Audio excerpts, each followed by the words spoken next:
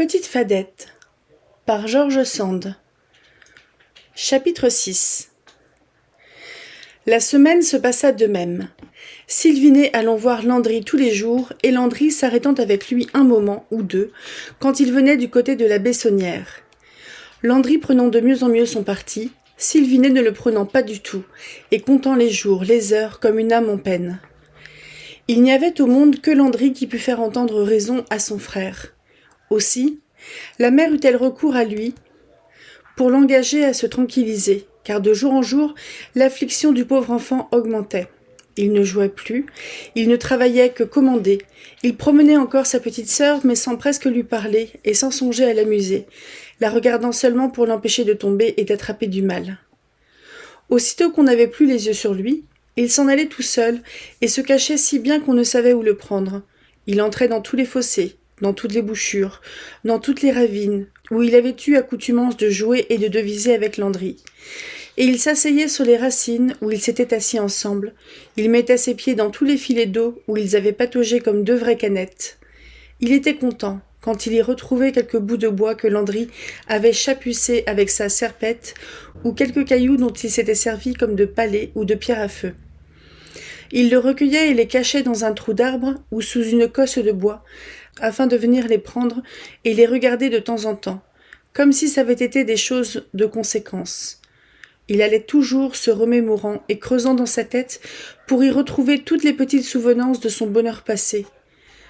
Ça n'eût paru rien à un autre, et pour lui c'était tout.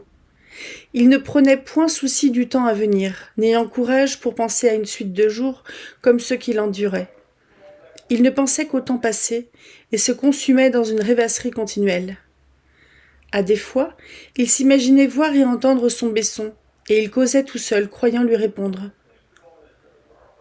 Ou bien il s'endormait là où il se trouvait, et rêvant de lui, et quand il se réveillait, il pleurait d'être seul, ne comptant pas ses larmes et ne les retenant point, parce qu'il espérait qu'à fine force la fatigue userait et abattrait sa peine. Une fois qu'il avait été vagué jusqu'au droit détail de Champeau, il retrouva sur le rio qui sort du bois au temps des pluies, et qui était maintenant quasiment tout asséché, un de ces petits moulins que font les enfants de chez nous avec des gros billes, et qui sont si finement agencés qu'ils tournent au courant de l'eau et restent là quelquefois bien longtemps, jusqu'à ce que d'autres enfants les cassent ou que les grandes eaux les emmènent. Celui que Sylvinet retrouva, sain et entier, était là depuis plus de 2 mois. Et comme l'endroit était désert, il n'avait été vu ni endommagé par personne.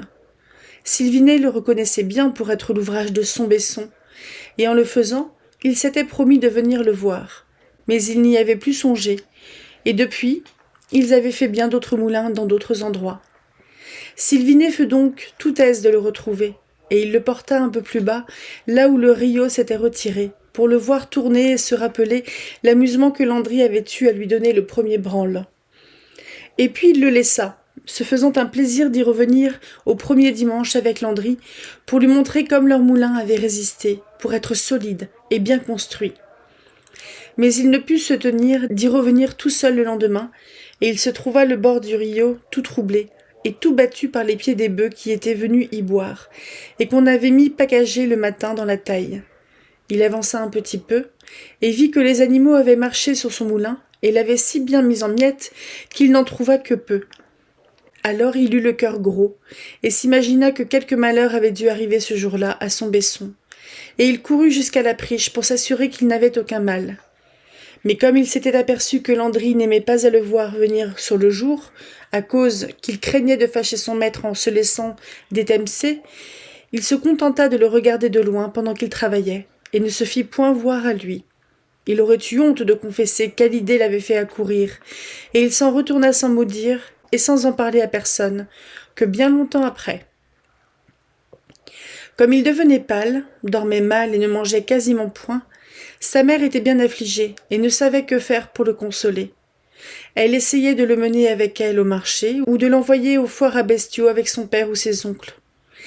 Mais de rien il ne se souciait ni ne s'amusait, et le père Barbeau, sans lui en rien dire, essayait de persuader au père Caillot de prendre les 2 Bessons à son service. Mais le père Caillot lui répondait une chose dont il sentait la raison. Un supposé que je les prendrais tous deux pour un temps. Ça ne pourrait pas durer, car là où il faut un serviteur, il n'en est besoin de deux pour des gens comme nous. Au bout de l'année, il vous faudrait toujours en louer un, quelque autre part. Et ne voyez-vous pas que si Sylvinet était dans un endroit où on le forçât de travailler, il ne songerait pas tant et ferait comme l'autre, qui en a pris bravement son parti. Tôt ou tard, il faudra en venir là. Vous ne le louerez peut-être pas où vous voudrez, et si ces enfants doivent être encore plus éloignés l'un de l'autre, et ne se voir que de semaine en semaine ou de mois en mois, il vaut mieux commencer à les accoutumer, à n'être pas toujours dans la poche l'un de l'autre. Soyez donc plus raisonnable que cela, mon vieux, et ne faites pas tant attention aux caprices d'un enfant que votre femme et vos autres enfants ont trop écouté et trop câliné. Le plus fort est fait, et croyez bien qu'il s'habituera au reste si vous ne cédez point. Le père Barbeau se rendait et reconnaissait que plus Sylvinet voyait son Besson, tant plus il avait envie de le voir. Et il se promettait, à la prochaine Saint-Jean, d'essayer de le louer, afin que, voyant de moins en moins Landry, il prît finalement le pli de vivre comme les autres et de ne pas se laisser surmonter par une amitié qui tournait en fièvre et en langueur. Mais il ne fallait point encore parler de cela à la mère Barbeau, car au premier mot, elle versait toutes les larmes de son corps. Elle disait que Sylvinet était capable de se périr, et le père Barbeau était grandement embarrassé. Landry, étant conseillé par son père et par son maître, et aussi par sa mère, ne manquait point de raisonner son pauvre Besson. Mais Sylvinet ne se défendait point, promettait tout, et ne se pouvait vaincre. Il y avait dans sa peine quelque autre chose qu'il ne disait point, parce qu'il n'eût su comment le dire. C'est qu'il lui était poussé dans le fin fond du cœur une jalousie terrible à l'endroit de Landry. Il était content, plus content que jamais il ne l'avait été, de voir qu'un chacun le tenait en estime et que ses nouveaux maîtres le traitaient aussi amiteusement que s'il avait été l'enfant de la maison. Mais si cela le réjouissait d'un côté, de l'autre il s'affligeait et s'offensait de voir Landry répondre trop, selon lui, à ses nouvelles amitiés.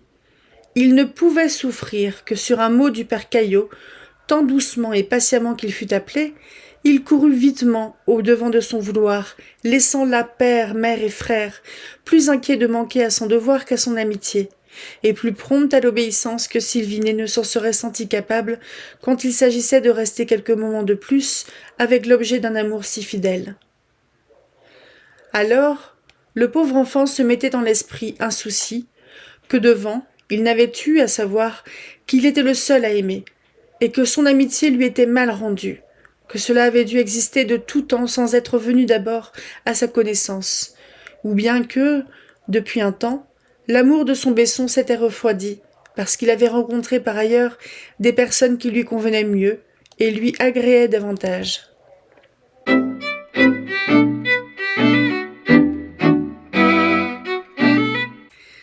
Chapitre 7. Landry ne pouvait pas deviner cette jalousie de son frère, car de son naturel, il n'avait eu, quant à lui, jalousie de rien en sa vie.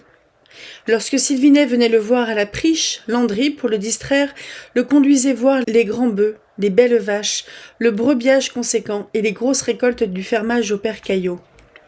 Car Landry estimait et considérait tout cela, non par envie, mais pour le goût qu'il avait au travail de la terre, à l'élevage des bestiaux, et pour le beau et le bien fait dans toutes les choses de la campagne.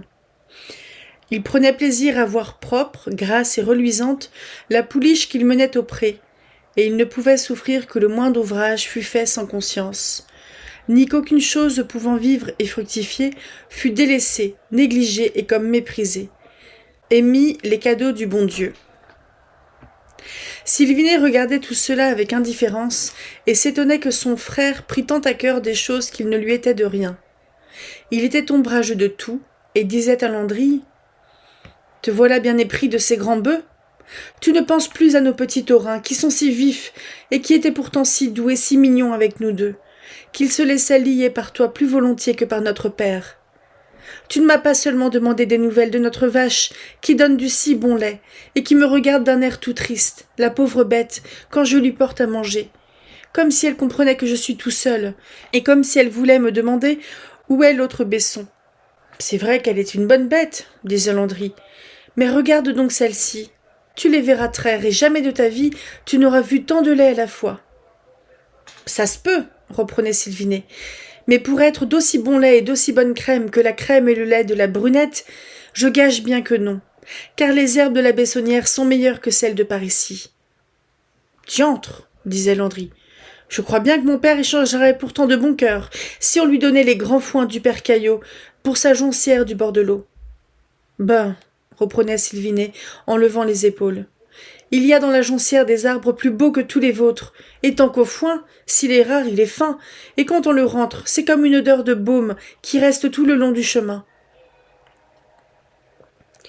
Ils disputaient ainsi sur rien, car Landry savait bien qu'il n'est point de plus bel avoir que celui qu'on a, et Sylvinet ne pensait pas à son avoir plus qu'à celui d'autrui, en méprisant celui de la priche.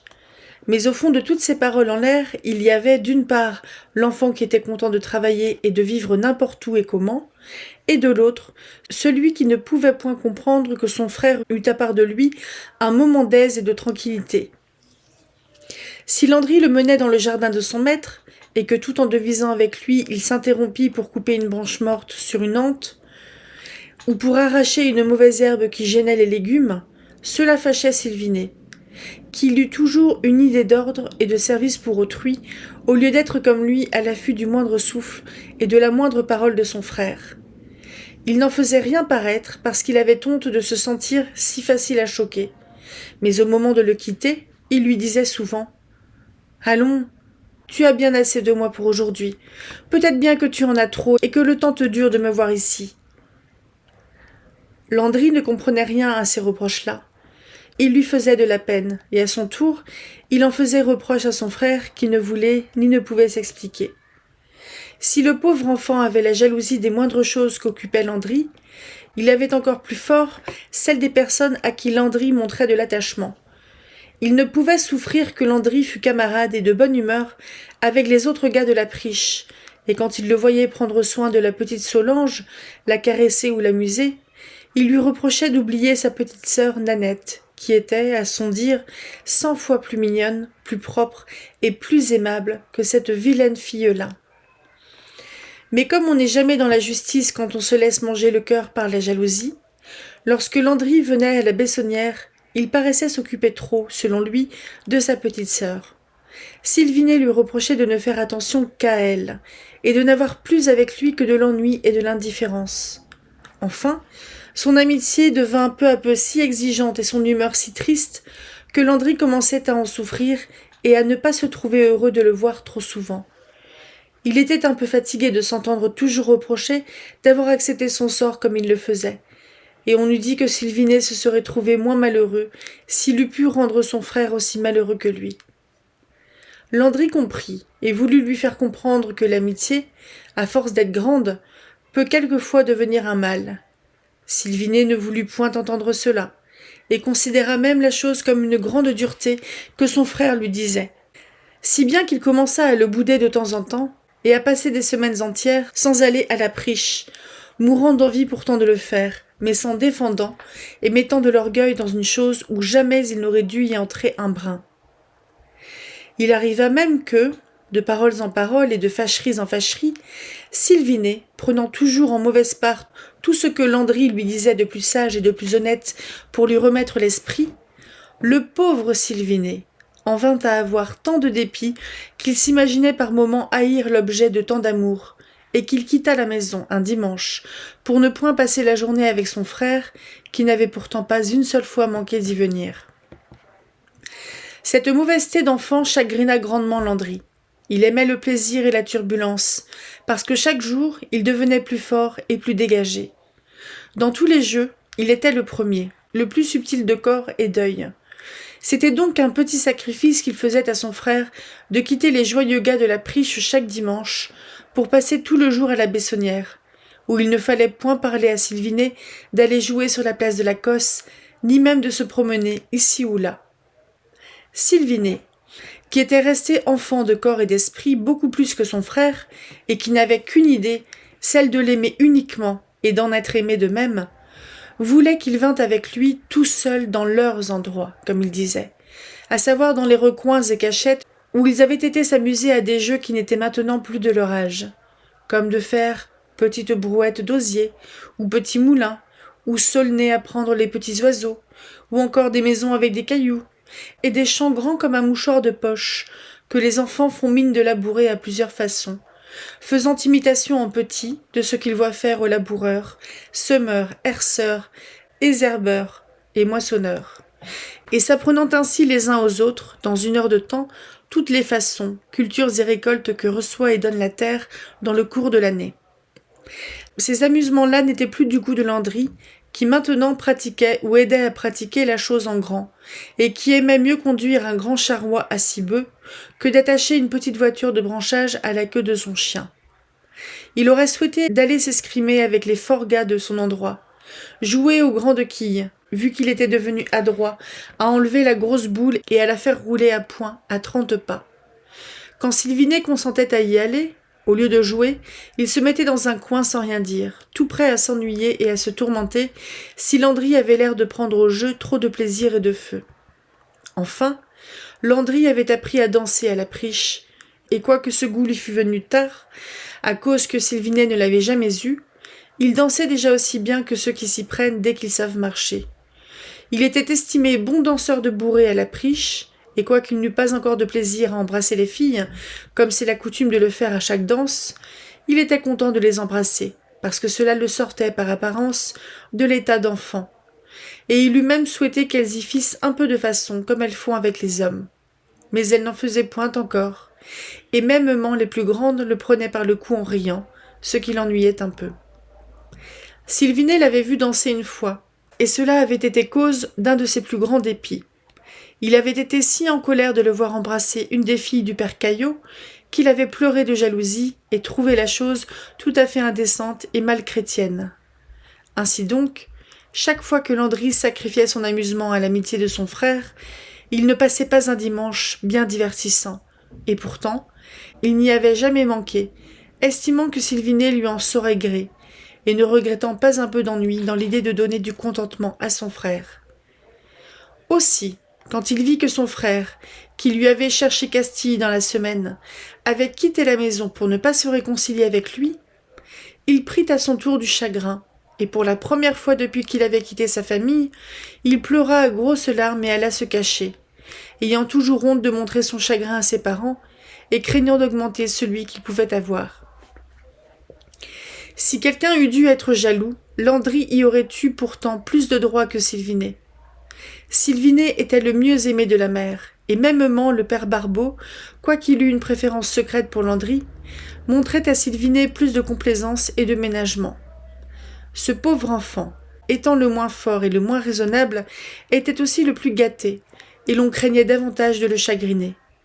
Il avait le meilleur sort, puisqu'il était dans la famille, et que son Besson avait pris pour lui l'absence et la peine. Pour la première fois, le bon Landry se fit tout ce raisonnement, et trouva son Besson tout à fait injuste envers lui. Jusque-là, son bon cœur l'avait empêché de lui donner tort, et plutôt que de l'accuser, il s'était condamné en lui-même d'avoir trop de santé, et trop d'ardeur au travail et au plaisir, et de ne pas savoir dire d'aussi douces paroles, ni s'aviser d'autant d'attention fine que son frère. Mais pour cette fois, il ne put trouver en lui-même aucun péché contre l'amitié, car pour venir ce jour-là, il avait renoncé à une belle partie de pêche aux écrevisses que les gars de la priche avaient comploté toute la semaine, et où il lui avait promis bien du plaisir s'il voulait aller avec eux. Il avait donc résisté à une grande tentation, et à cet âge-là, c'était beaucoup faire. Après qu'il eut bien pleuré, il s'arrêta à écouter quelqu'un qui pleurait aussi, pas loin de lui, et qui causait tout seul, comme c'est assez la coutume des femmes de campagne quand elles ont un gros chagrin. Landry connut bien vite que c'était sa mère, et il courut à elle. « Hélas!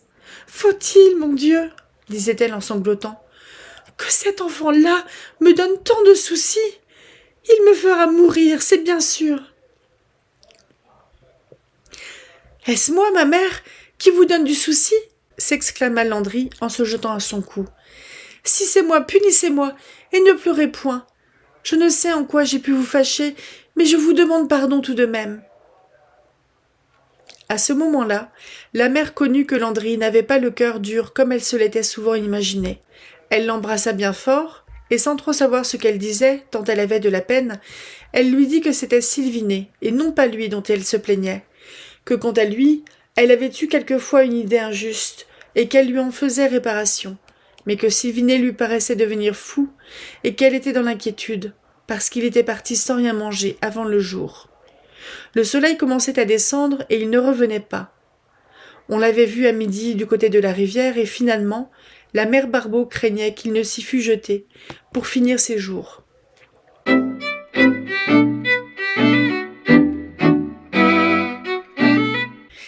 Chapitre 8.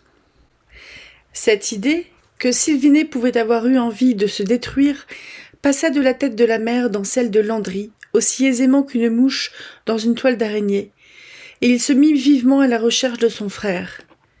Il avait bien du chagrin tout en courant, et il se disait « Peut-être que ma mère avait raison autrefois de me reprocher mon cœur dur, mais à cette heure, il faut que Sylvinet ait le sien bien malade pour faire toute cette peine à notre pauvre mère et à moi. » Il courut de tous les côtés sans le trouver, l'appelant sans qu'il lui répondît, le demandant à tout le monde sans qu'on pût lui en donner nouvelle.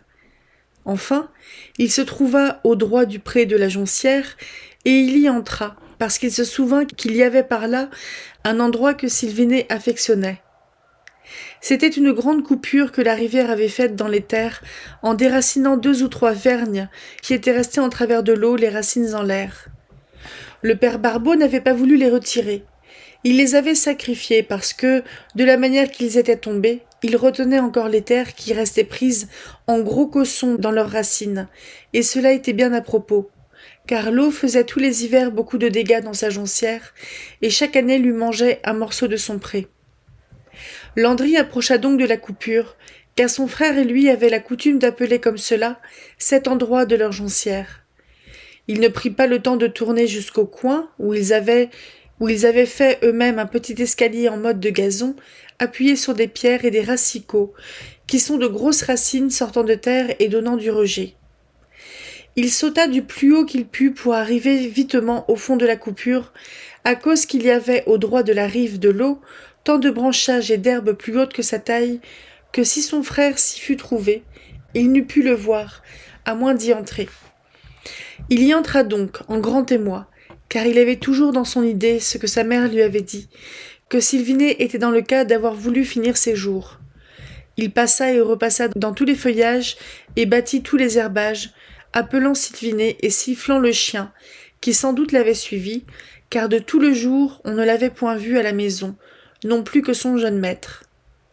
Mais Landry eut beau appeler et chercher, il se trouva tout seul dans la coupure.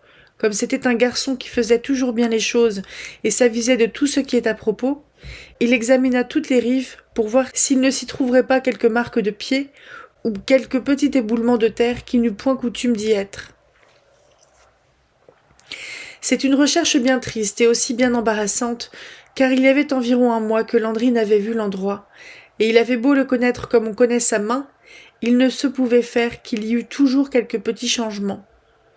Toute la rive droite était gazonnée, et mêmement, dans tout le fond de la coupure, le jonc et la prêle avaient poussé si dru dans le sable qu'on ne pouvait voir un coin grand comme le pied pour y chercher une empreinte. Cependant, à force de tourner et de retourner, Landry trouva dans un fond la piste du chien, et même en endroit d'herbe foulée, comme si Finot ou tout autre chien de sa taille s'y fût couché en rond. Cela lui donna bien à penser, et il alla encore examiner la berge de l'eau. Il s'imagina trouver une déchirure toute fraîche, comme si une personne l'avait faite avec son pied en sautant ou en se laissant glisser, et quoique la chose ne fût point claire, car ce pouvait tout aussi bien être l'ouvrage d'un de ces gros rats d'eau qui fourragent, creusent et rongent en pareils endroits.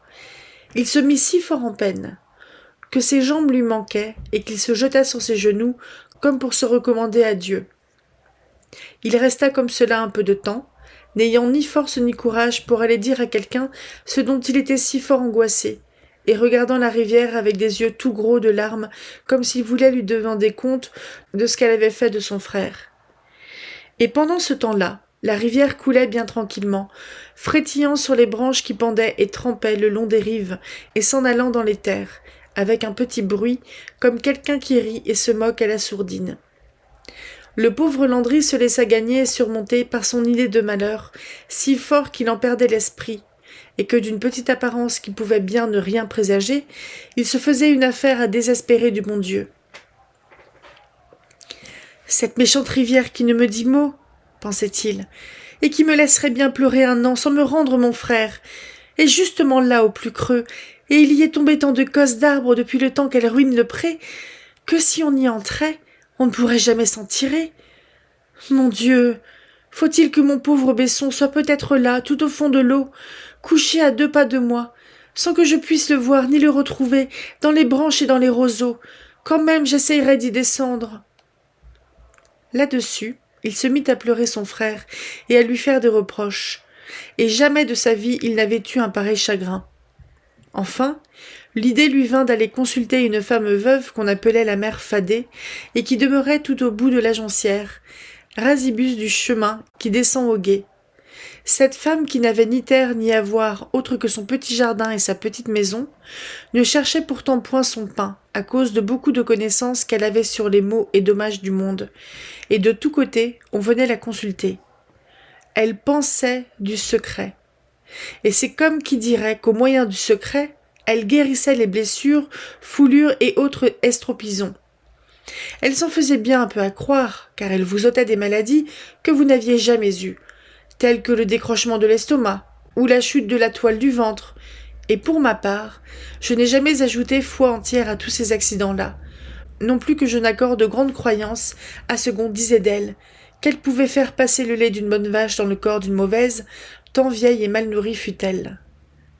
Mais pour ce qui est des bons remèdes qu'elle connaissait et qu'elle appliquait au refroidissement du corps, que nous appelons sans glaçure, pour les emplâtres souverains qu'elle mettait sur les coupures et brûlures, pour les boissons qu'elle composait à l'encontre de la fièvre, il n'est point douteux qu'elle gagnait bien son argent, et qu'elle a guéri nombre de malades que les médecins auraient fait mourir si l'on avait essayé de leurs remèdes. Du moins, elle le disait, et ceux qu'elle avait sauvés aimaient mieux la croire que de s'y risquer. Comme dans la campagne on n'est jamais savant sans être quelque peu sorcier, beaucoup pensaient que la mère Fadet en savait encore plus long qu'elle ne voulait le dire, et on lui attribuait de pouvoir faire retrouver les choses perdues, mêmement les personnes. Enfin, de ce qu'elle avait beaucoup d'esprit et de raisonnement pour vous aider à sortir de peine dans beaucoup de choses possibles, on inférait qu'elle pouvait en faire d'autres qui ne le sont pas. Comme les enfants écoutent volontiers toutes sortes d'histoires, Landry avait tout y dire à la Priche, où le monde est notoirement crédule et plus simple qu'à la Cosse, que la mère Fadet, au moyen d'une certaine graine qu'elle jetait sur l'eau en disant des paroles, pouvait faire retrouver le corps d'une personne noyée. La graine surnageait et coulait le long de l'eau, et là où on la voyait s'arrêter, on était sûr de retrouver le pauvre corps. Il y en a beaucoup qui pensent que le pain bénit a la même vertu, et il n'est guère de moulin où on en conserve toujours à cet effet. Mais Landry n'en avait point. La mère Fadet demeurait tout à côté de la Joncière, et le chagrin ne donne pas beaucoup de raisonnement. Le voilà donc de courir jusqu'à la demeurance de la mère Fadet, et de lui conter sa peine en la priant de venir jusqu'à la coupure avec lui, pour essayer par son secret de lui faire retrouver son frère vivant ou mort. Mais la mère Fadet, qui n'aimait point à se voir outrepasser de sa réputation, et qui n'exposait pas volontiers son talent pour rien, se gaussa de lui et le renvoya même assez durement, parce qu'elle n'était pas contente que dans le temps on eût employé la sagette à sa place, pour les femmes en mal d'enfants au logis de la Bessonnière. Landry, qui était un peu fier de son naturel, se serait peut-être plaint ou fâché dans un autre moment. Mais il était si accablé qu'il ne dit mot et s'en retourna du côté de la coupure, décidé à se mettre à l'eau, bien qu'il ne sût encore plonger ni nager. Mais comme il marchait la tête basse et les yeux fichés en terre, il sentit quelqu'un qui lui tapait l'épaule, et se retournant, il vit la petite fille de la mère Fadet, qu'on appelait dans le pays la petite Fadette, autant pour ce que c'était son nom de famille, que pour ce qu'on voulait qu'elle fût un peu sorcière aussi. Vous savez tous que le fadet ou le farfadet, qu'en d'autres endroits on appelle aussi le follet, est un lutin fort gentil, mais un peu malicieux. On appelle aussi fades les fées auxquelles, du côté de chez nous, on ne croit plus guère. Mais que cela voulut dire une petite fée ou la femelle du lutin, Chacun en la voyant s'imaginait voir le follet, tant elle était petite, maigre, ébouriffée et hardie. C'était un enfant très causeur et très moqueur, vif comme un papillon, curieux comme un rouge-gorge et noir comme un grelet. Et quand je mets la petite Fadette en comparaison avec un grelet, c'est vous dire qu'elle n'était pas belle, car ce pauvre petit cri-cri des champs est encore plus laid que celui des cheminées. Pourtant, si vous vous souvenez d'avoir été enfant et d'avoir joué avec lui en le faisant enrager et crier dans votre sabot, vous devez savoir qu'il a une petite figure qui n'est pas sotte et qui donne plus envie de rire que de se fâcher. Aussi, les enfants cosses, qui ne sont pas plus bêtes que d'autres, et qui, aussi bien que les autres, observent les ressemblances et trouvent les comparaisons, appelaient-ils la petite Fadette le grelet, quand ils voulaient la faire enrager, mêmement quelquefois, par manière d'amitié, car en la craignant un peu pour sa malice, ils ne la détestaient point, à cause qu'elle leur faisait toutes sortes de contes et leur apprenait toujours des jeux nouveaux qu'elle avait l'esprit d'inventer. Mais tous ces noms et surnoms me feraient bien oublier celui qu'elle avait reçu au baptême et que vous auriez peut-être plus tard envie de savoir. Elle s'appelait Françoise. C'est pourquoi sa grand-mère, qui n'aimait point à changer les noms, l'appelait toujours Fanchon. Comme il y avait depuis longtemps une pique entre les gens de la Bessonnière et la mère Fadet, les Bessons ne parlaient pas beaucoup à la petite Fadette. Mêmement, ils avaient comme un éloignement pour elle, et n'avait jamais bien volontiers joué avec elle, ni avec son petit frère, le Sauteriot, qui était encore plus sec et plus malin qu'elle, et qui était toujours pendu à son côté, se fâchant quand elle courait sans l'attendre, essayant de lui jeter des pierres quand elle se moquait de lui, enrageant plus qu'il n'était gros, et la faisant enrager plus qu'elle ne voulait, car elle était d'humeur gaie et portait à rire de tout.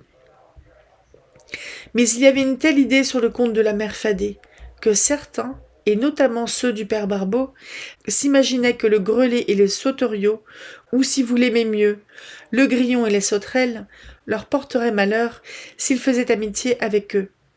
Ça n'empêchait point ces deux enfants de leur parler, car ils n'étaient point honteux, et la petite Fadette ne manquait d'accoster les Bessons de la Bessonnière, par toutes sortes de drôleries et de sornettes, du plus loin qu'elle les voyait venir de son côté.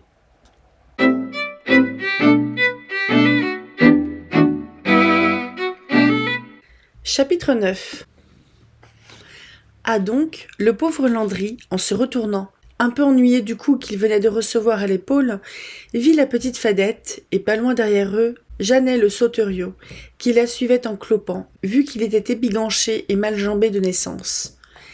D'abord Landry voulut ne pas faire attention et continuer son chemin, car il n'était point en humeur de rire, mais la Fadette lui dit, en récidivant sur son autre épaule, « Au loup, au loup, le vilain Besson, moitié de gars qui a perdu son autre moitié !» Là-dessus, Landry, qui n'était pas plus en train d'être insulté que d'être taquiné, se retourna de rechef et allongea à la petite Fadette un coup de poing qu'elle eût bien senti si elle ne l'eût esquivé, car le Besson allait sur ses 15 ans et il n'était pas manchot. Et elle, qui allait sur ses 14, est si menue et si petite qu'on ne lui en eût pas donné 12 et qu'à la voir on eût cru qu'elle allait se casser, pour peu qu'on y touchât. Mais elle était trop avisée et trop alerte pour attendre les coups, et ce qu'elle perdait en force dans les jeux de main, elle le gagnait en vitesse et en traîtrise. Elle sauta de côté si à point que pour bien peu Landry aurait été donné du poing et du nez dans un gros arbre qui se trouvait entre eux. « Méchant grelet !» lui dit alors le pauvre Besson tout en colère. « Il faut que tu n'aies pas de cœur pour venir agacer un quelqu'un qui est dans la peine comme j'y suis. Il y a longtemps que tu veux m'émalicer en m'appelant moitié de garçon. J'ai bien envie aujourd'hui de vous casser en 4, toi et ton vilain Sauteriot, pour voir si, à vous deux, vous ferez le quart de quelque chose de bon. »« Oui, da, le beau Besson de la Bessonnière, seigneur de la Joncière, au bord de la rivière. » répondit la petite Fadette en ricanant toujours. « Vous êtes bien sot de vous mettre mal avec moi, qui venez vous donner des nouvelles de votre Besson et vous dire où vous le retrouverez. »« Ça, c'est différent, » reprit Landry en s'apaisant bien vite. « Si tu le sais, Fadette, dis-le-moi et j'en serai content. »« Il n'y a pas plus de Fadette que de Grelet pour avoir envie de vous contenter à cette heure, » répliqua encore la petite fille. « Vous m'avez dit des sottises, et vous m'auriez frappé si vous n'étiez pas si lourd et si potu. Cherchez-le donc tout seul, votre imbriaque de Besson, puisque vous êtes si savant pour le retrouver. Je suis bien sot de t'écouter, méchante fille, dit alors Landry, en lui tournant le dos et en se remettant à marcher. Tu ne sais pas plus que moi où est mon frère, et tu n'es pas plus savante là-dessus que ta grand-mère, qui est une vieille menteuse et une pas grand-chose. Mais la petite Fadette, tirant par une patte son sauteriot, qui avait réussi à la rattraper et à se pendre à son mauvais jupon tout sandrou, se mit à suivre Landry, tout ricanant, et toujours lui disant que sans elle, il ne retrouverait jamais son Besson. Si bien que Landry, ne pouvant se débarrasser d'elle, et s'imaginant que par quelque sorcellerie sa grand-mère, ou peut-être elle-même, par quelque accointance avec le follet de la rivière, l'empêcherait de retrouver Sylvinet, prit son parti de tirer en sus de la jonquière et de s'en revenir à la maison.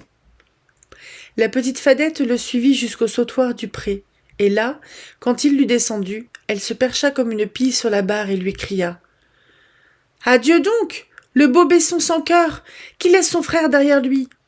Tu auras beau l'attendre pour souper, tu ne le verras pas d'aujourd'hui, ni de demain non plus, car là où il ne bouge pas plus qu'une pauvre pierre. Et voilà l'orage qui vient.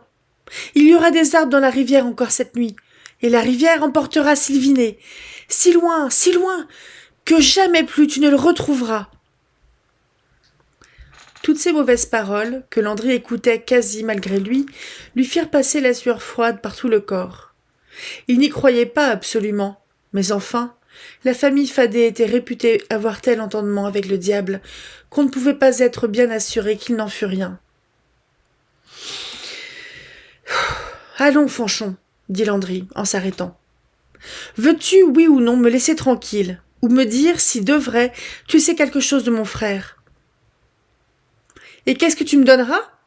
Si avant que la pluie ait commencé de tomber, je te le fais retrouver, dit la Fadette, en se dressant debout sur la barre du sautoir et en remuant les bras comme si elle voulait s'envoler.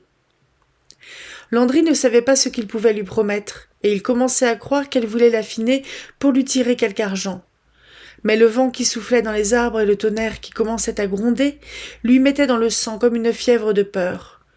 Ce n'est pas qu'il craignît l'orage, mais de fait, cet orage-là était venu tout d'un coup, et d'une manière qui ne lui paraissait pas naturelle. Possible est que, dans son tourment, Landry ne l'eût pas vu monter derrière les arbres de la rivière, d'autant plus que se tenant depuis 2 heures dans le fond du Val, il n'avait pu voir le ciel que dans le moment où il avait gagné le haut. Mais en fait, il ne s'était avisé de l'orage qu'au moment où la petite Fadette le lui avait annoncé, et tout aussitôt, son jupon s'était enflé, ses vilains cheveux noirs sortant de sa coiffe, qu'elle avait toujours mal attachée, et quintant sur son oreille, s'étaient dressés comme des crins. Le sauteriot avait eu sa casquette emportée par un grand coup de vent, et c'était à grand-peine que Landry avait pu empêcher son chapeau de s'envoler aussi. Et puis le ciel, en 2 minutes, était devenu tout noir, et la Fadette, debout sur la barre, lui paraissait 2 fois plus grande qu'à l'ordinaire. Enfin, Landry avait peur. Il faut bien le confesser. « Fanchon, lui dit-il, je me rends à toi, si tu me rends mon frère. Tu l'as peut-être vu, tu sais peut-être bien où il est. Sois bonne fille, je ne sais pas quel amusement tu peux trouver dans ma peine. Montre-moi ton bon cœur, et je croirai que tu vaux mieux que ton air et tes paroles. »« Et pourquoi serais-je bonne fille pour toi ? Reprit-elle. Quand tu me traites de méchante, sans que je t'ai jamais fait de mal. Pourquoi aurais-je bon cœur pour 2 Bessons qui sont fiers comme 2 coqs et qui ne m'ont jamais montré la plus petite amitié ? Allons, Fadette, reprit Landry. Tu veux que je te promette quelque chose ? Dis-moi vite de quoi tu as envie et je te le donnerai. Veux-tu mon couteau neuf ? Fais-le voir, dit la Fadette, en sautant comme une grenouille à côté de lui. Et quand elle eut vu le couteau, qui n'était pas vilain, et que le parrain de Landry avait payé 10 sous à la dernière foire, elle en fut tentée un moment. Mais bientôt, trouvant que c'était trop peu, elle lui demanda s'il lui donnerait bien plutôt sa petite poule blanche, qui n'était pas plus grosse qu'un pigeon, et qui avait des plumes jusqu'au bout des doigts. « Je ne peux pas te promettre ma poule blanche, parce qu'elle est à ma mère, répondit Landry. Mais je te promets de la demander pour toi. Et je répondrai que ma mère ne la refusera pas, parce qu'elle sera si contente de revoir Sylvinet que rien ne lui coûtera pour te récompenser. Oui, da, reprit la petite Fadette. Et si j'avais envie de votre chebril à nez noir, la mère Barbeau me le donnerait aussi? Mon Dieu, que tu es longue à te décider, Fanchon. Tiens, il n'y a qu'un mot qui serve. Si mon frère est dans le danger et que tu me conduises tout de suite auprès de lui, il n'y a pas à notre logis de poules, ni de poulettes, de chèvres, ni de chevrillons que mon père et ma mère, j'en suis très certain, ne voulussent te donner en remerciement. Eh bien, nous verrons ça, Landry, dit la petite Fadette en tendant sa petite main sèche au besson, pour qu'il y mît la sienne en signe d'accord. Ce qu'il ne fit pas sans trembler un peu, car dans ce moment-là, elle avait des yeux si ardents qu'on eût dit le lutin en personne. « Je ne te dirai pas à présent ce que je veux de toi. Je ne le sais peut-être pas encore. Mais souviens-toi bien de ce que tu me promets à cette heure. Et si tu y manques, je ferai savoir à tout le monde qu'il n'y a pas de confiance à avoir dans la parole du Besson Landry. Je te dis adieu ici. Et n'oublie point que je ne te réclamerai rien jusqu'au jour où je me serai décidé à t'aller trouver pour te requérir d'une chose qui sera à mon commandement et que tu feras sans retard ni regret. » À la bonne heure. Fadette s'est promis. C'est signé, dit Landry en lui tapant dans la main. Allons, dit-elle, d'un air tout fier et tout content. Retourne de ce pas au bord de la rivière. Descends là jusqu'à ce que tu entendes bêler. Et où tu verras un agneau bureau, tu verras aussi ton frère. Si cela n'arrive pas comme je te le dis, je te tiens quitte de ta parole. Là-dessus, le grelet, prenant le sauteriot sous son bras, sans faire attention que la chose ne lui plaisait guère et qu'il se démenait comme une anguille, sauta tout au milieu des buissons, et Landry ne les vit et ne les entendit non plus que s'il avait rêvé. Il ne perdit point de temps à se demander si la petite Fadette s'était moquée de lui.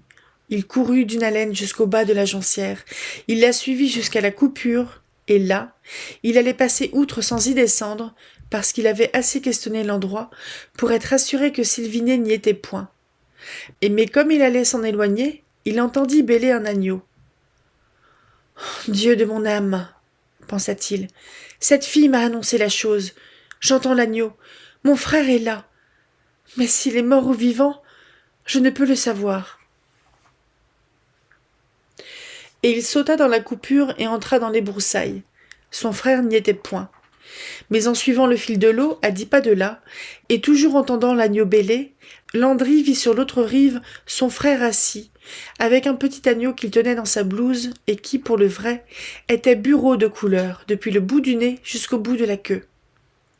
Comme Sylvinet était bien vivant et ne paraissait gâté ni déchiré dans sa figure et dans son habillement, Landry fut si aise qu'il commença par remercier le bon Dieu dans son cœur, sans songer à lui demander pardon, d'avoir eu recours à la science du diable pour avoir ce bonheur-là. Mais au moment où il allait appeler Sylvinet, qui ne le voyait pas encore et ne faisait pas mine de l'entendre, à cause du bruit de l'eau qui grouillait fort sur les cailloux en cet endroit, il s'arrêta à le regarder, car il était étonné de le trouver comme la petite Fadette le lui avait prédit, tout au milieu des arbres que le vent tourmentait furieusement, et ne bougeant non plus qu'une pierre. Chacun sait pourtant qu'il y a danger à rester au bord de notre rivière quand le grand vent se lève. Toutes les rives sont minées en dessous, et il n'est point d'orage qui, dans la quantité, ne déracine quelques-uns de ces vergnes qui sont toujours courts en racines, à moins qu'ils ne soient très gros et très vieux, et qui vous tomberaient fort bien sur le corps sans vous avertir. Mais Sylvinet, qui n'était pourtant ni plus simple ni plus fou qu'un autre, ne paraissait pas tenir compte du danger. Il n'y pensait pas plus que s'il se fût trouvé à l'abri dans une bonne grange.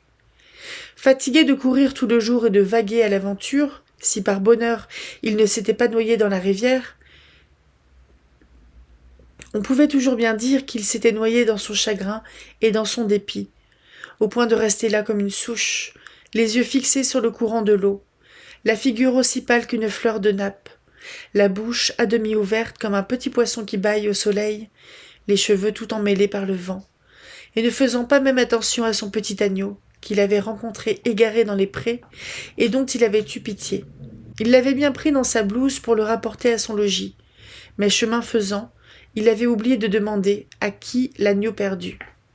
Il l'avait là sur ses genoux et le laissait crier sans l'entendre, malgré que le pauvre petit lui faisait une voix désolée et regardait tout autour de lui avec de gros yeux clairs, étonné de ne pas être écouté de quelqu'un de son espèce, et ne reconnaissant ni son pré, ni sa mère, ni son étable, dans cet endroit tout ombragé et tout herbu, devant un gros courant d'eau qui, peut-être bien, lui faisait grand-peur.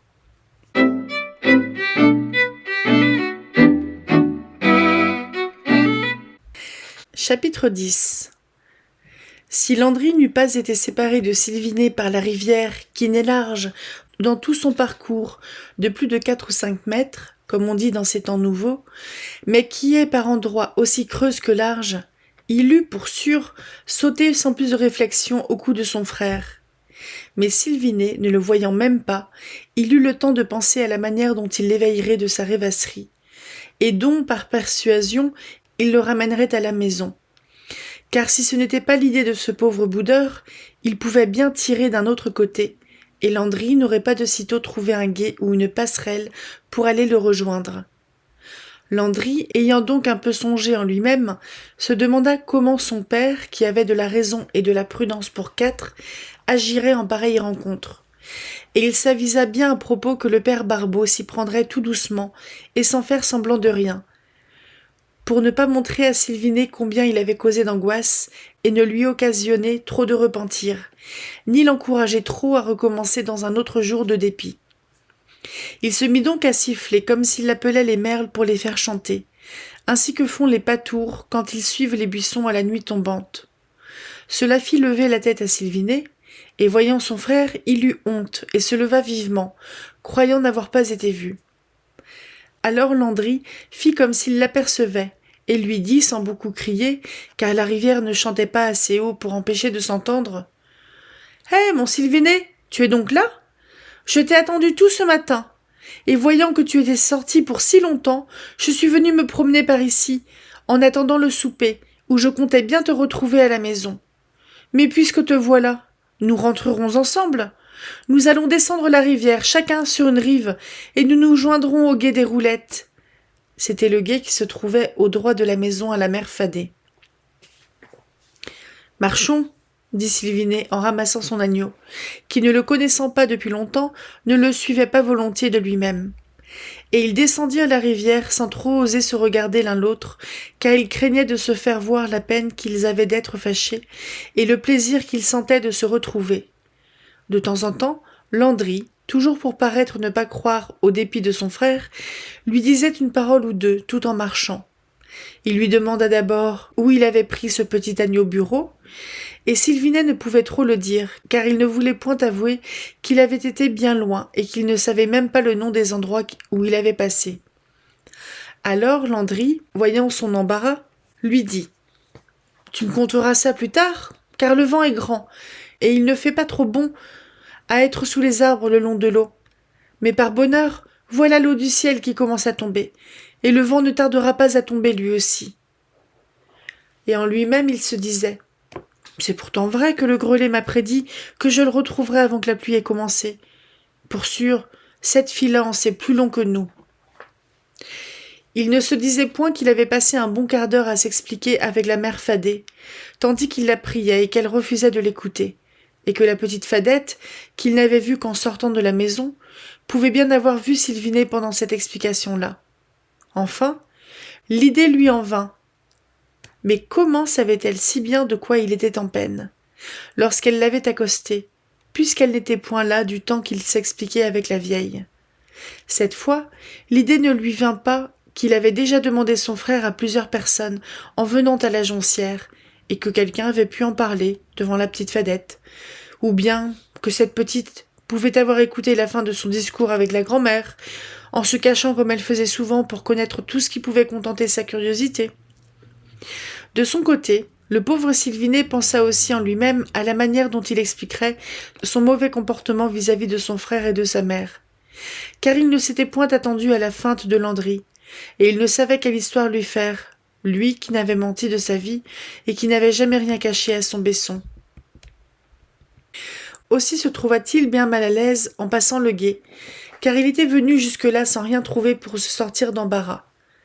Sitôt qu'il fut sur la rive, Landry l'embrassa, et malgré lui, il le fit avec encore plus de cœur qu'il n'avait coutume, mais il se retint de le questionner, car il vit bien qu'il ne saurait que dire, et il le ramena à la maison, lui parlant de toutes sortes de choses autres que celles qui leur tenaient à cœur à tous les deux. En passant devant la maison de la mère Fadet, il regarda bien s'il verrait la petite Fadette, et il se sentait une envie d'aller la remercier.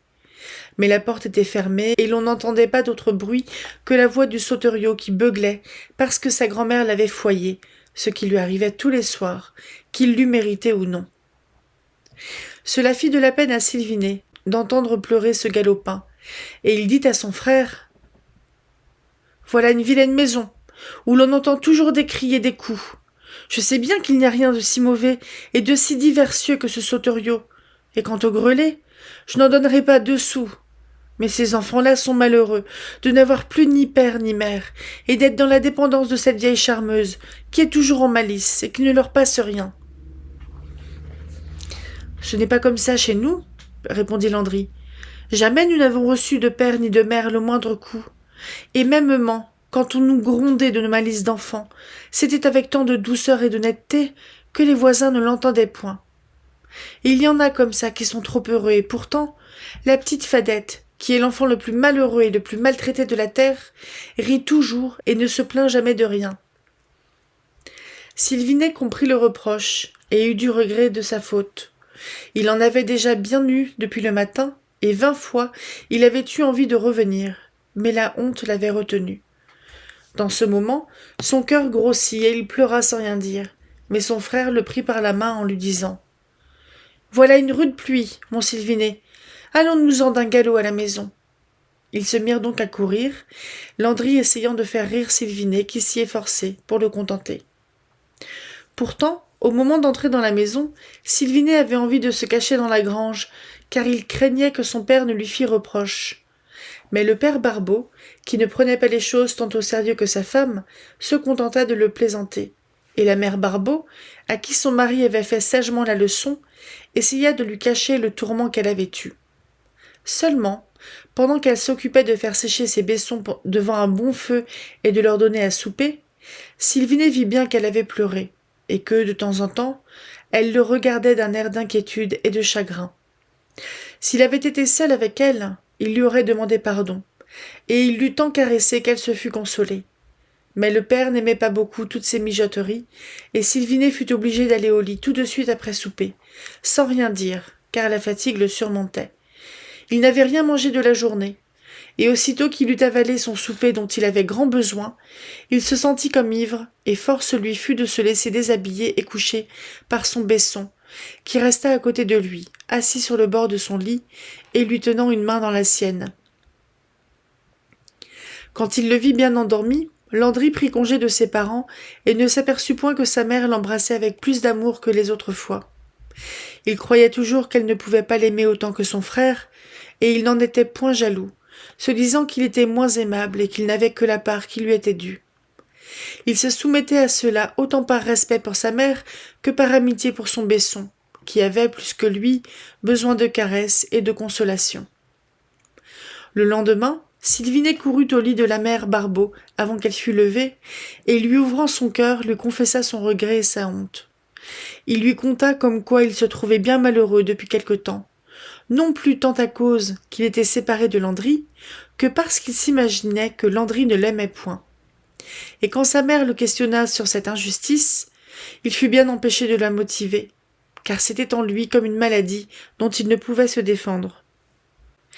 La mère le comprenait mieux qu'elle ne voulait en avoir l'air, parce que le cœur d'une femme est aisément pris de ces tourments-là, et elle-même s'était souvent ressentie de souffrir en voyant Landry si tranquille, dans son courage et dans sa vertu.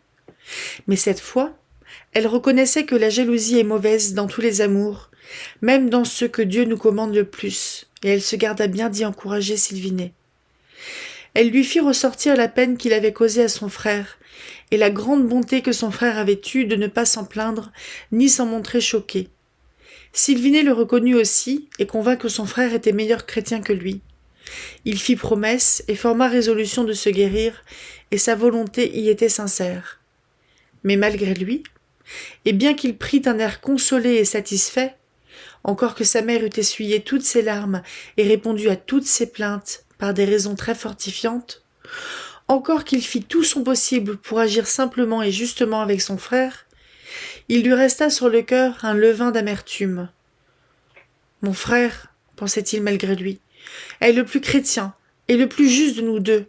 Ma chère mère le dit, et c'est la vérité. Mais s'il m'aimait aussi fort que je l'aime, il ne pourrait pas se soumettre comme il le fait. Et il songeait à l'air tranquille et quasi indifférent que Landry avait eu en le retrouvant au bord de la rivière. Il se remémorait comme il l'avait entendu siffler au merle en le cherchant, au moment où lui pensait véritablement à se jeter dans la rivière. Car s'il n'avait pas eu cette idée en quittant la maison, il l'avait eue plus d'une fois, vers le soir, croyant que son frère ne lui pardonnerait jamais de l'avoir boudé et évité pour la première fois de sa vie. Si c'était lui qui m'eût fait cet affront, pensait-il, je ne m'en serais jamais consolé. Je suis bien content qu'il me l'ait pardonné, mais je pensais pourtant qu'il ne me le pardonnerait pas si aisément. Et là-dessus, cet enfant malheureux soupirait tout en se combattant et se combattait tout en soupirant. Pourtant, comme Dieu nous récompense et nous aide toujours, pour peu que nous ayons bonne intention de lui complaire, il arriva que Sylvinet fut plus raisonnable pendant le reste de l'année, qu'il s'abstint de quereller et de bouder son frère, qu'il aima enfin plus paisiblement, et que sa santé, qui avait souffert de toutes ses angoisses, se rétablit et se fortifia. Son père le fit travailler davantage, s'apercevant que moins il s'écoutait, mieux il s'en trouvait. Mais le travail qu'on fit chez ses parents n'est jamais aussi rude que celui qu'on a de commande chez les autres. Aussi, Landry, qui ne s'épargnait guère, prit-il plus de force et plus de taille cette année-là que son Besson. Les petites différences qu'on avait toujours observées entre eux devinrent plus marquantes, et de leur esprit passèrent sur leur figure. Landry, après qu'ils eurent compté 15 ans, devint tout à fait beau garçon, et Sylvinet resta un joli jeune homme, plus mince et moins couleuré que son frère. Aussi, on ne les prenait plus jamais l'un pour l'autre, et malgré qu'ils se ressemblaient toujours comme deux frères, on ne voyait plus du même coup qu'ils étaient Besson. Landry, qui était censé être le cadet, étant né 1 heure après Sylvinet, paraissait à ceux qui les voyaient pour la première fois l'aîné d'1 ou 2 ans, et cela augmentait l'amitié du père Barbeau, qui, à la vraie manière des gens de campagne, estimait la force et la taille avant tout.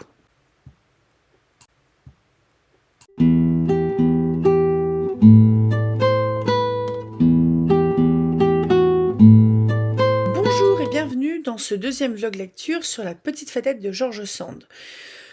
Donc je suis toujours persuadée de l'avoir lu au collège, sans doute. Je m'en souviens plus du tout. Et bon, par contre, le résumé, il était quand même pas mal spoilant. Et j'aime bien, ma foi. Alors même si il y a vraiment des tournures de phrases qui font et des termes qui font vraiment du Berry, il me semble. Donc je connais pas du tout, hein. Moi je suis bretonne. Je trouve que ça se comprend quand même vachement facilement. Par exemple, dans la description de Fadette et de son petit frère, on sait qu'ils sont tous les deux, c'est des petits bonhommes, quoi. Enfin, c'est des petits morceaux. Ils sont plutôt petits, ils sont menus, ils sont maigres en fait. Et je trouve que c'est un parler un petit peu paysan sans doute. Et moi je dis ça au sens noble, hein, paysan. Il serait pas là, on mangerait pas, hein. Donc, ouais, un parler un petit peu paysan, mais qui est très imagé, donc qui est très compréhensible. Et j'aime bien, en fait, ça donne vraiment une coloration, une identité folle au texte, donc je trouve ça vraiment cool. Au niveau des histoires, bon, Sylvinet, il a une petite tendance à me gonfler. Parce que, ok, c'est ce qui se faisait à l'époque. Qu'on mette de côté le fait que ce sont 2 Besson, donc 2 jumeaux, et que la sage-femme disait qu'il fallait les séparer pour pas qu'ils se ressemblent et qu'ils vivent tout le temps ensemble. Le curé de la paroisse disait non, non, faut pas écouter la sage-femme, elle dit que des conneries, c'est une femme. Euh, les parents, ils ont fait comme ils ont pu et comme ils ont voulu, et plutôt bien.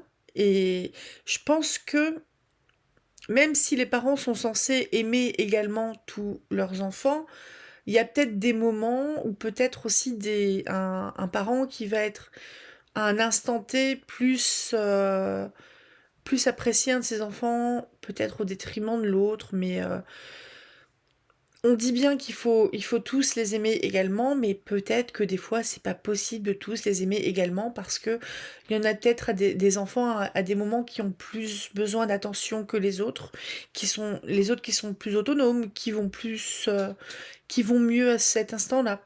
Donc je pense que les parents sont doux. Je trouve qu'il y a une coloration feel good dans cette histoire avec une famille, donc les Barbeaux, la famille des jumeaux, qui, euh, qui est un peu la famille idéale, je trouve. Et Sylvinet, je le trouve un petit peu injuste quand même, envers son frère. Parce que donc ça se faisait à l'époque de mettre un peu en servage, je sais pas si c'est le terme, hein, de placer ses enfants en fait dans d'autres fermes pour qu'ils travaillent, parce que déjà, les autres fermes, ils avaient peut-être besoin de bras. Parce que peut-être que c'est des caillots, je crois. Peut-être que les caillots, ils ont entre guillemets que des filles, donc ils ne peuvent pas faire des travaux, les travaux durs des champs, etc. Et ce qui fait que le père Caillot, il a besoin de garçons. Il a besoin de garçons pour filer un coup de main. J'ai pas très bien compris au bout d'un moment. Je crois que le père Barbeau avait plus ou moins demandé au père Caillot s'il pouvait prendre ses deux enfants. Et le père Caillot, il me semble qu'il a dit, bah non, en fait, j'ai besoin tout le temps d'un, et j'en aurais besoin éventuellement d'un autre, mais à certaines périodes, donc je peux pas prendre les deux en même temps. C'est ce que j'ai compris. Hein. À un moment, j'étais un peu perdue dans qui c'est qui parlait. Et ce qui fait que j'ai pas tout capté.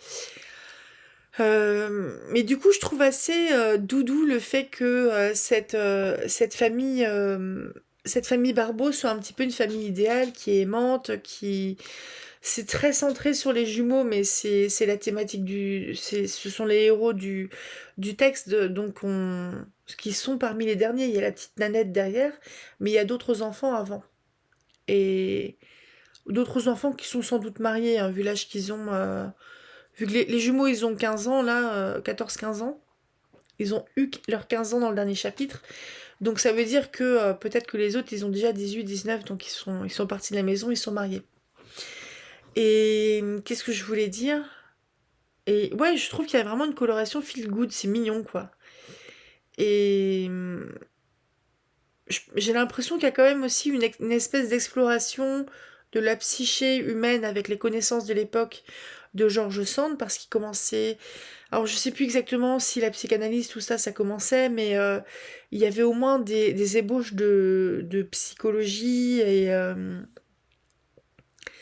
peut-être de... Bon, on n'est pas sur de la psychiatrie, mais elle parle d'angoisse, par exemple. C'est bien un terme qui fait partie du livre. Et je trouve courageux aussi de parler de... Enfin, le concept d'adolescent n'existait pas. Là, vous voyez bien, on parle des Bessons comme des enfants. Et je pense que c'est à peu près des enfants jusqu'à ce qu'ils soient en âge de se marier. Je crois que le concept d'adolescence, il date des années 1950, il me semble. J'avais fait des recherches à ce sujet-là. Ce qui fait que là, 100 ans avant à peu près, un peu plus, je crois que c'est 1829, le concept d'adolescence n'existe pas. Donc là, on est sur des enfants qui grandissent en gros. Des enfants qui commencent à avoir un peu une stature d'adulte, mais qui n'en sont pas encore. Parce qu'on a des petits loups qui pleurent parce qu'ils sont malheureux, puis qui font des câlins à leur maman, tout ça. Donc c'est plutôt mimi, je trouve. Et on sent vraiment que Landry, il est plus autonome, il est plus mature, plus responsable, et que Sylvinet, ça reste un petit en fait. Un petit qui a besoin qu'on s'occupe de lui et d'être un petit peu le centre en fait de l'attention. Ce qui s'entend, hein, moi je le blâme pas non plus, mais je le trouve quand même un peu injuste avec son jumeau. Parce que si c'était Sylvinet qui avait été placé chez Caillot, c'est juste le voisin d'à côté. Hein. Ils doivent se fréquenter de temps en temps, mais vous voyez, Sylvinet, dans le dernier chapitre, il a dit, enfin, je sais plus s'il a dit ou il a pensé, que le petit mouton, là, il sait pas où il l'a chopé, parce qu'il a marché tellement longtemps qu'il savait plus où est-ce qu'il était. Il connaissait pas le nom des gens qui habitaient là. Il a trouvé le mouton. Donc il a un petit peu fauché un mouton au passage, quoi. Mais parce qu'il aurait dû ramener, je pense, ce mouton-là à la maison, mais peut-être qu'il connaissait pas, donc il n'a pas osé. Je pense que le mouton, il a retrouvé sa maman, tout ça, tout va bien. mais mais ouais, Sylvinet, petit gosse un peu malheureux qui boude et qui fait peur, quoi. C'est de la manipulation, ça. C'est pas ouf comme réaction. Et Sylvinet, il se rend compte que son frère, il est plus chrétien, il est plus fort, il est plus mature, etc. J'ai bien aimé l'introduction de la petite Fadette, enfin de la famille Fadet. Donc déjà, c'est une famille qui s'appelle Fadet. Donc Fadet, c'était un terme, comme elle expliquait George Sand dans le texte, c'est un des noms des farfadets, des lutins. Les fades, pour moi, c'est un petit peu le culte qu'on pouvait avoir dans les maisons pour les esprits domestiques, les lards à l'époque. Et je trouve... ouais, on a vraiment toute une désignation, enfin, tout un vocabulaire, un champ lexical autour des fadets, des fées, etc. On a des choses qui se passent un petit peu bizarrement, qui pourraient presque dire elle a parlé de l'orage éclate. Fadette, elle a l'air de savoir des choses qu'elle n'était pas censée savoir, donc par exemple pour le frère. Euh, Quelques siècles plus tôt, ça sentait un peu le bûcher. Mais et on est à fond dans les superstitions paysannes, là où en gros on va quand même voir la vieille Fadée parce qu'on a un problème X ou Y, mais on la fréquente pas. Ça me fait penser quelque part à la situation c'est un roman à peu près contemporain.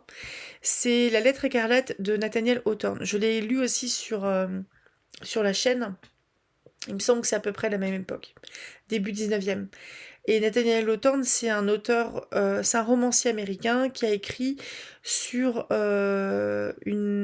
s'est inspiré du nom d'une femme enterrée dans un cimetière 200 ans avant, donc décédée dans les années 1600 et quelques, et qui faisait partie de la communauté de Boston, donc les premiers pèlerins qui commençaient à s'installer aux États-Unis, enfin dans ce qui allait devenir les États-Unis, et qui vivaient ensemble entre blancs dans un milieu qui était quand même franchement hostile, entre la forêt, les Indiens qui étaient hostiles, les prédateurs, les bêtes quoi, les ours et compagnie, les loups, et des communautés qui étaient très très très chrétiennes, et on avait vraiment le poids de la religion, du regard des gens qui écrasait un petit peu tout le monde.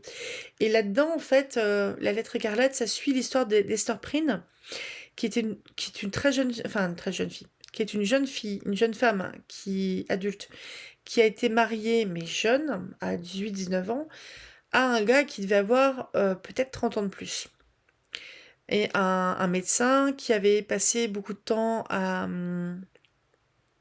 travailler pour la communauté, à travailler avec les Indiens, etc. Et qui à un moment commence à se dire, oula, tic-tac, tic-tac, j'ai 50 piges, il est peut-être temps que je me range, parce il avait jamais été marié. Donc il se marie avec elle, mais il continue ses activités, à savoir fréquenter en fait les Indiens et donc la laisser seule. Et Esther Prynne, comme ça, c'est une femme qui débute son mariage en étant beaucoup seule, jusqu'à ce que son mari ne revienne plus, que toute la communauté pense qu'il est mort, et qu'ensuite, pouf, elle tombe enceinte. Donc évidemment, c'est un adultère, parce que son mari n'est plus là depuis longtemps.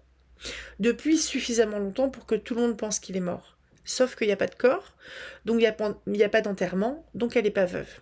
Ça commence comme ça l'histoire. Et comme c'est dans une communauté qui est très chrétienne, très puritaine, je sais plus exactement quelle chapelle c'est, hein, mais sans doute des protestants, des anglicans, je sais plus. Enfin bref, c'est un peu la grosse honte sur la société qu'un enfant en mariage naisse. Donc Esther, elle va déjà être emprisonnée, enceinte. Sa fille naît en prison et elle passe peut-être 3 4 mois en prison et elle ressort libre, mais elle est condamnée par la communauté à porter une lettre écarlate, la lettre rouge, A comme adultère, sur sa robe toute sa vie. Et comme c'est une mauvaise chrétienne, elle est condamnée, elle et sa fille, à vivre en marge de la société, donc dans une petite cabane un peu éloignée de la communauté. Et quelque part, il y a une grosse hypocrisie pour cette famille-là, parce que Esther Prynne, elle coule les linceuls, elle fait les toilettes mortuaires, elle va veiller les gens qui sont en train de mourir, elle va filer un coup de main à des voisins qui sont malades, elle garde des enfants, elle aide des femmes qui ont peut-être à accoucher ou qui ont des enfants en bas âge qui sont fatigués. Elle file un coup de main à tout le monde, Esther. Et elle subit en fait le poids de son péché, etc. toute sa vie. C'est horrible. Ce personnage est absolument génial. C'est extrêmement bien écrit, j'ai trouvé. Et je trouvais vraiment des similitudes dans le fait que les fadets, ils vivent dans une cabane dans les marécages, quoi, grosso merdo. Une jonquière, c'est des joncs. Donc pour moi, les joncs, c'est vraiment où il y a des ragondins, enfin, on est vraiment dans un côté marécage. Donc c'est pas très salubre non plus, les marécages, hein. Il y en a sans doute de moins en moins maintenant, parce que beaucoup ont été asséchés pour construire. Mais les marécages, c'est pas très salubre. Donc vivre constamment, c'est vivre où il peut y avoir pas mal d'insectes, il y a peut-être des rats, il y a des rats d'eau, les rats musqués, les ragondins, etc. Des batraciens, il doit y avoir des reptiles là-dedans, tout ça. Ils ont l'air pauvres comme pas possible. La vieille, elle a l'air de leur mettre des torgnoles aux enfants. Donc, on a quand même une sacrée différence avec la famille Barbeau, donc la famille des Besson. Et pourtant, les gosses, ils ont pas l'air plus malheureux que ça. Mais je trouvais ça bien que Landry se dise, et Sylvine aussi, je crois, qui se sont dit, ben, elle est quand même méchante, la vieille fadée, avec ses petits-enfants. C'est peut-être aussi un truc un peu générationnel, où les anciens avaient la main peut-être plus leste, contrairement aux barbeaux qui, eux, grondaient leurs enfants, mais pas fort enfin, ils grondaient pas fort, donc les voisins n'entendaient pas. C'est pas, ils ne grondaient pas fort pour que les voisins n'entendent pas. Petite nuance. Mais ouais, il y a un sacré contraste. Et j'ai hâte de voir ce que ça peut donner. Donc malheureusement, j'ai un peu lu beaucoup trop le résumé, donc je sais beaucoup de choses, mais je trouve ça intéressant aussi, le truc autour de Fadette qui dit, bon bah je sais où est ton frère, je te rends un service, en gros, mais en retour, quand je te demanderai quelque chose, tu me le donneras. Parce que ça, je trouve que c'est un élément de conte. C'est un élément, je suis persuadée de l'avoir vu dans Les Mille et une Nuits, où en gros, une créature magique, une fée, un djinn ou quelque chose comme ça. On l'a peut-être vu aussi avec le diable, par exemple, dans les légendes bretonnes. Donc, une créature magique rend un service, ou ouais, c'est même plus que rendre un service, ou donne une faveur, fait une faveur à quelqu'un, lui fait une promesse en retour que je t'ai rendu service, donc tu m'en dois, quoi, tu m'en dois une. Et en général, c'est pas terrible derrière. c'est c'est un peu. Genre, je pense que le diable. Ça fait un peu pacte, vous voyez. Mais là, on est plus avec un pacte un peu féerique. Sauf que dans les contes, les fées sont un peu comme Fadette. Et là, en fait, je trouve qu'il y a une autre parentalité. Enfin, parentalité. Une autre parenté. On a la fille d'Esther Prynne dans La Lettre écarlate, elle est décrite comme un elfe, il me semble, comme un bébé elfe, parce que elle a un peu grande gueule, elle est là où sa mère, elle est très enfermée, très discrète et compagnie, sa mère, elle a fait tout pour que sa fille soit le mieux habillée possible, la plus heureuse possible, la plus aimée possible. Et cette gamine, en fait, c'est un petit soleil. Et elle est grande gueule, en fait. Et dès ses 3 ans, je trouvais que pour 3 ans, Nathaniel Hawthorne, c'était un petit peu craqué parce que il a fait un petit personnage qui parle très très bien pour un enfant de 3 ans. Déjà pour 6 ans, c'était un peu limite, mais 3 ans, vraiment, vraiment. Euh, on voit la gamine très en avance, quoi, vous voyez. Mais je trouve qu'on a un petit peu le même type de personnage décrit. Sauf que Pearl, donc la fille d'Esther Prynne, elle est vraiment aimée. Elle est vraiment, vraiment aimée. Et là, on sait pas trop, quoi, sur la petite Fadette. Même la petite Fadette, dans son rapport avec son petit frère, quoi, elle part avec le petit frère sous le bras, qui veut pas trop, mais qui suit quand même. Ça fait un peu enfant sauvage. Et ça me donne envie, en fait, de lire Manon des Sources de Pagnol. Je l'ai trouvé en boîte à livres. Il faudrait que je trouve le premier tome qui s'appelle Hugolin, il me semble. Donc c'est une duologie. Mais j'ai trouvé Manon des Sources qui doit dater des années 70 avec une couverture d'une actrice qui porte un petit chien dans les bras parce que ça devait être, c'était l'actrice qui a joué une adaptation de Manon des Sources. On est un peu sur le même personnage, un peu sauvage. Et je crois qu'il y avait un truc un peu comme ça aussi dans La Vouivre de Marcel Aimé que j'ai. Je crois que je m'étais posé la question de le lire sur la chaîne, mais en fait, Marcel Aimé, il est pas mort depuis assez longtemps. Oh, j'ai l'impression d'être un vautour quand je dis ça. Mais ouais, j'ai des petites envies de lire comme ça des filles qui font un peu nature, quoi, un peu sorcière sur les bords. Ce qu'on a un peu sur ce registre, je trouve. Donc j'aime bien. J'aime bien.